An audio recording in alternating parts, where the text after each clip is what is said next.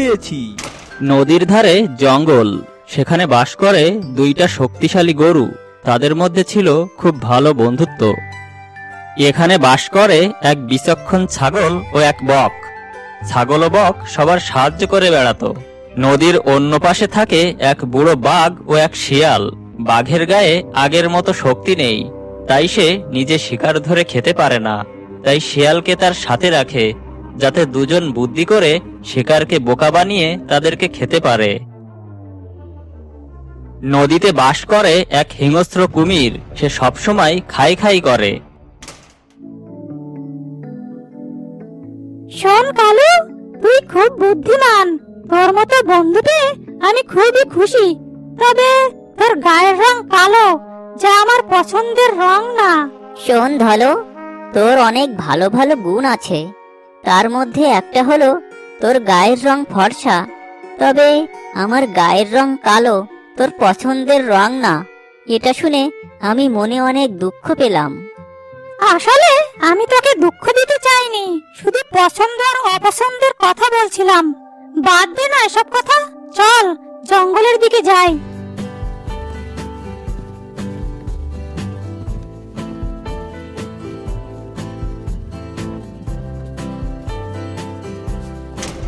পথ চলতে চলতে তাদের দুজনের সামনে পড়ল ছাগল ও বক।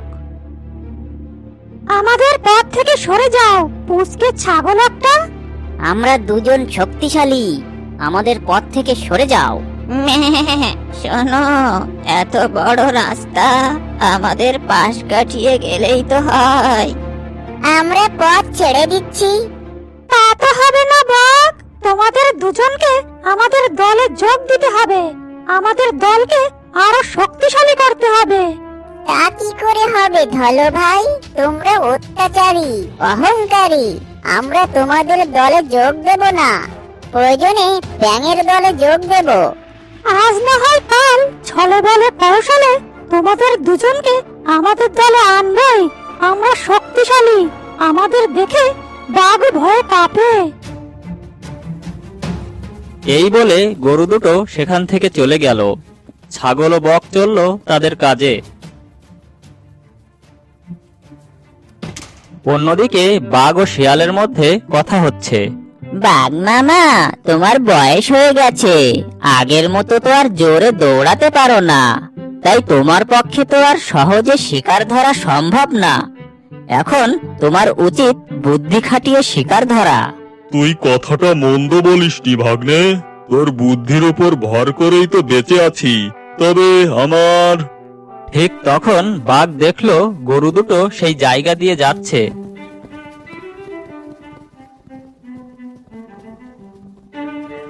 শিয়াল ভাগ্নে, গরুর মাংস খাওয়ার খুব ইচ্ছে আমার, কিন্তু কালো আর ধলু তো অনেক শক্তিশালী। আমি তো একা ওদের সাথে পেরে উঠবো না। ওদের কিভাবে ধরা যায়, বুদ্ধি শুদ্ধি কিছু বের কর। ওদের দুজনের মধ্যে খুব ভালো বন্ধুত্ব।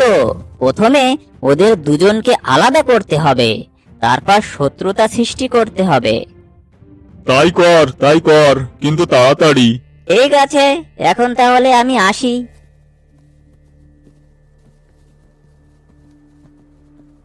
যেতে যেতে পথে শিয়ালের সাথে বকের দেখা হয়ে গেল। শোনো বক, ধলুর তো খুব বিপদ। তুমি তো উড়তে পারো, দয়া করে খবরটা তাকে দিতে পারবে? আচ্ছা ঠিক আছে, আমি এখনই গিয়ে তাকে সাবধান করছি। তুমি এখানেই থেকো, আমি যাব আর আসব। এই বলে বক উড়তে লাগলো।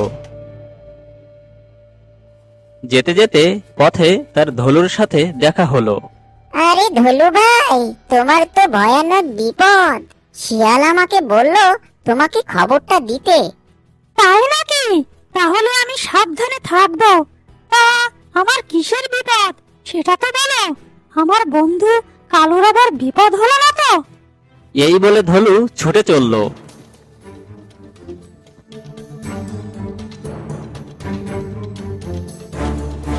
পথে শিয়ালের সাথে তার দেখা হলো। আরে শিয়াল, তুমি নাকি বককে বলেছ আমার খুব বিপদ? তা কি সেই বিপদ, বলো তো শুনি। আরে না ধলু ভাই, ওসব বিপদ টিপদ কিছু না। তুমি সাদা ধলা দেখতে কত সুন্দর। তোমার মতো করে আগে কেউ আমার এত প্রশংসা করেনি। কালো তো নয়। তুমি একদম ঠিক বলেছ। তোমার সাদা রং, সুন্দর ব্যবহার, চমৎকার চেহারা, এসব কারণে কালু তোমাকে হিংসে করে। আমার মনে হয় ও তোমার ভালো চায় না। আমি কি ঠিক বলছি? তুমি ঠিক বলেছ। আমি আর ওর সাথে থাকতে চাই না, এমনকি আমি ওর মুখই দেখতে চাই না। এখন তাহলে আমি আসি।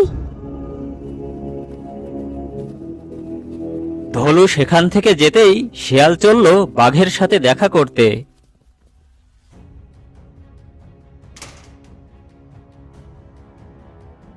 বাঘমামা, আজ তো ধলুর সাথে দেখা হলো। তার মনে আমি কালু সম্পর্কে খারাপ ধারণা ঢুকিয়ে দিয়েছি। সে এখন কালুর মুখটাও দেখতে চায় না।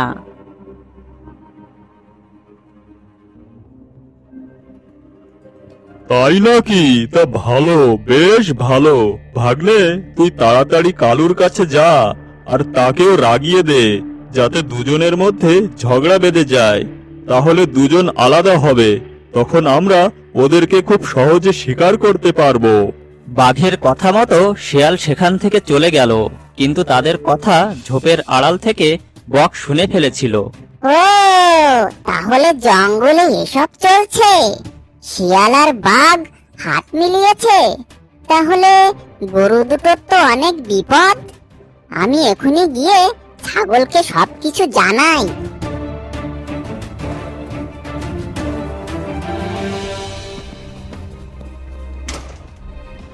এদিকে শিয়াল গিয়ে কালুকে বলল, ও ভাই কালু, কি অবস্থা তোমার? তোমার কি মন খারাপ? তোমাকে নিয়ে তো বাংলায় সেই বিখ্যাত কবিতাটা আছে, কালো গায়ের দুধ দেব, দুধ খাবার বাটি দেব, চাঁদের কপালে চাঁদ টিপ দিয়ে যা। কালু তখন গদগদ হয়ে বলল, ওহো, সেই কবিতা। আয় আয় চাঁদ মামা, টিপ দিয়ে যা, চাঁদের কপালে চাঁদ টিপ দিয়ে যা।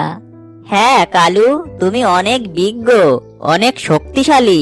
তোমার কত লেখাপড়া। তোমাকে কি ওই মূর্খ ধলা গরুর সাথে ঘোরাফেরা করা মানায়? তুমি ঠিক বলেছ। দুদিন থেকে আমার মনটা খুব খারাপ, কারণ ধলুর সাথে দেখা হলে ও আমার সাথে কথাও বলে না। কি করে তোমার সাথে ও কথা বলবে? আমাকে ও কি বলেছে জানো?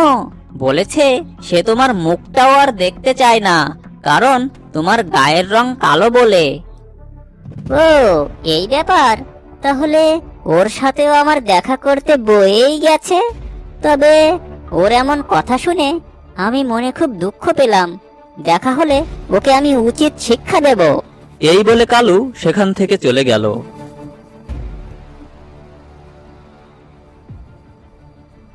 কালু সেখান থেকে যেতেই শিয়াল চলল বাঘের কাছে। অন্যদিকে বক শিয়াল আর বাঘের মধ্যকার কথা ছাগলকে সব খুলে বলল। সত্যি তো বাঘ আর শিয়াল খুব বড় ষড়যন্ত্র করছে গরুদের নিয়ে। ওরা আলাদা হলে তো ওদের বিপদ হতে পারে। চলো আমরা গরুদের ওখানে যাই আর ওদের ঝগড়া মিটিয়ে দিই। আচ্ছা, আমি আগে গিয়ে দেখি গরুরা কোথায় আছে, আর বাঘ আর শিয়াল কি করছে তাও দেখব। নদীর ওপর একটা চিকন লাঠির সেতু। সেই সেতু দিয়ে কালু আর ধলু দুদিক থেকে পার হতে যাবে। ভলু, তুই আমার পথ ছাড়, আমি আগে পার হব। আমি এখানে আগে এসেছি। কালু, তুই আগে আমার পথ ছাড়, তা না হলে আজ খুব বড় ঝামেলা হয়ে যাবে বলে দিলাম। তোর এত বড় সাহস যে তুই আমাকে ধমক দিস? জঙ্গলের বাঘও আমাকে দেখে ভয়ে পালায়, আর আমাকে ধমকানো? দেখ আমি তোর কি করি।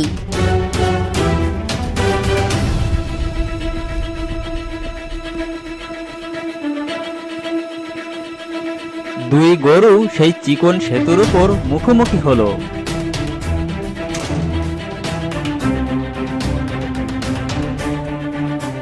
অমনি ওরা সেতু ভেঙে পানিতে পড়ে গেল। এদিকে তারা নিচে পড়তেই কুমির তাদেরকে তাড়া করলো। আজ অনেকদিন পর তোদের দুজনকে বাগে পেয়েছি। আজ আমি তোদের মজা করে খাবো। এভাবে কুমির বেশ কিছু সময় তাদের তাড়া করলো। অবশেষে গরু দুটো অনেক কষ্টে নদী থেকে পাড়ে উঠল। না, এ বেটাদের তো আজও আমি ধরতে পারলাম না।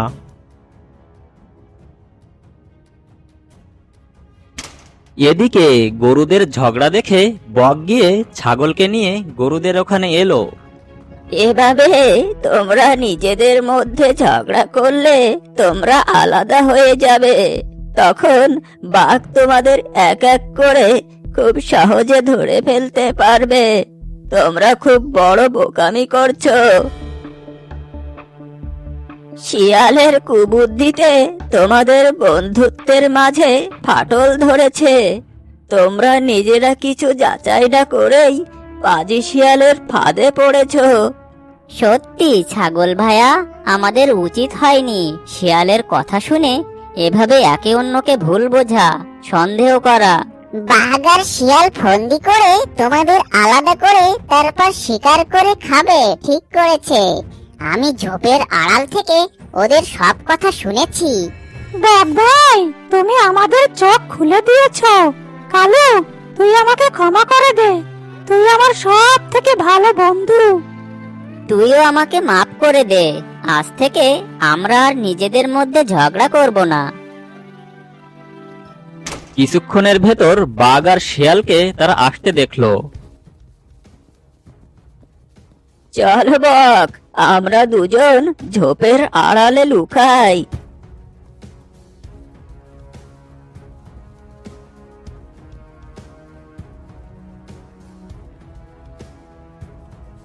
কালু দেখ, আজ আমি ধলুর কি অবস্থা করি। তোমার আর শিয়ালের গোপন কথা আমরা সব জেনে গেছি। বক আর ছাগল আমাদের সব জানিয়ে দিয়েছে। আর তোমাদের হাল আমরা কি করে দেখো এখন। কালুর এমন কথা শুনে বাঘ আর শিয়াল প্রাণ বাঁচানোর জন্য সেখান থেকে দৌড়ে পালালো। কালু আর ধলুও ছুটলো তাদের পিছু পিছু।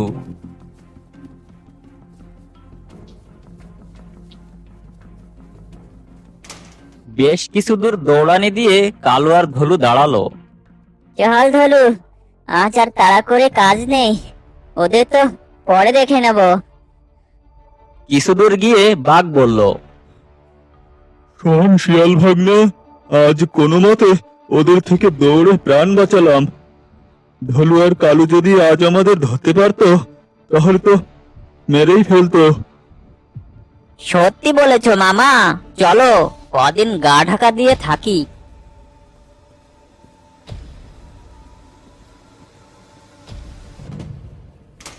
এদিকে বক আর ছাগল গরুদের ওখানে আসলো আর বলল, সবে মিলে কাজ করি, তাহলে কেউ হারবো না, কেউ আমাদের ক্ষতি করতে পারবে না। আরে বক পাখি, এমন না, এটা হবে সবে মিলে করি কাজ, হারি জিতি নাহি লাজ। এরপর তারা চারজন মিলেমিশে জঙ্গলে থাকতে লাগলো।